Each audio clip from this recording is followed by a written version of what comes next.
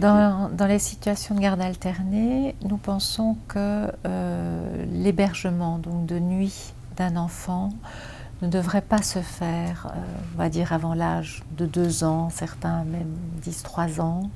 et devrait se faire de manière extrêmement progressive. C'est quelque chose d'autre d'aller passer quelques heures avec l'autre parent pendant la journée, de faire des activités, enfin différentes choses avec lui, de se sentir en sécurité dans un cadre qui progressivement sera intégré par l'enfant, que de se retrouver la nuit, le soir aussi surtout, seul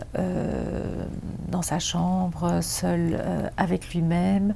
dans un cadre auquel il n'aura pas été suffisamment habitué et loin de la personne qui le garde de manière principale et par laquelle il est, on va dire, en priorité rassuré. Cette question d'hébergement de nuit véhicule aussi beaucoup de choses très émotionnelles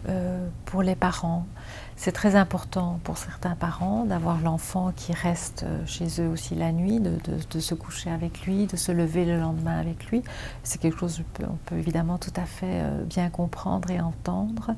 mais ça risque de créer aussi une insécurité qui fait que les choses peuvent ne pas bien se passer et finalement que les nuits deviennent quelque chose d'angoissant pour l'enfant et qui développe par exemple des troubles du sommeil. Mais là je dirais qu'à nouveau chaque enfant est différent, chaque enfant a son rythme et chaque enfant peut intégrer les choses de manière progressive. Et je crois qu'il est vraiment essentiel d'être attentif au rythme de l'enfant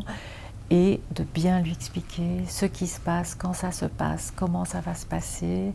et de pouvoir aussi éventuellement, à partir du moment où l'enfant pourra aller dormir chez l'autre parent, d'avoir éventuellement un contact le soir au coucher pour permettre à l'enfant de s'endormir tranquillement. Donc il y a toujours cette notion d'assurer une continuité, d'assurer une sécurité, de mettre des mots sur ce qui se passe avec l'enfant et d'être à l'écoute de ce qu'il peut ressentir de difficile, d'émotionnellement difficile lors de ces situations qui peuvent être pour certains enfants plus stressantes que pour d'autres, mais auxquelles il est nécessaire justement d'y être attentif encore plus pour ces enfants-là.